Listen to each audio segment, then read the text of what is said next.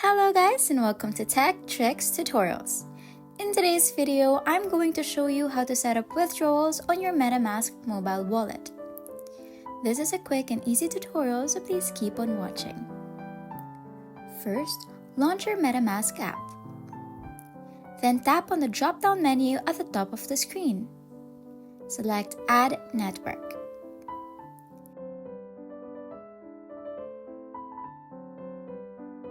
Here you have two options. You can choose a token from here, or you can tap on Custom Token. If your choice is to add a custom token, all you have to do is to type in the token address, token symbol, and token precision, and the rest of the required fields here. To get the token address, you can search for it at etherscan.io.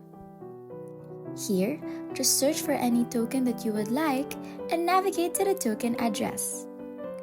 Copy it and paste the contract address on the token address. Then, tap on Add Token. On the other hand, if you want to search it on the app, or you can choose from here, just search the name of your token or find it here and then add it to your wallet. And that's it! If you found this video helpful, please don't forget to like, share, and subscribe for more tech tricks and tutorials. Thanks for watching, and I'll see you in the next one. Bye!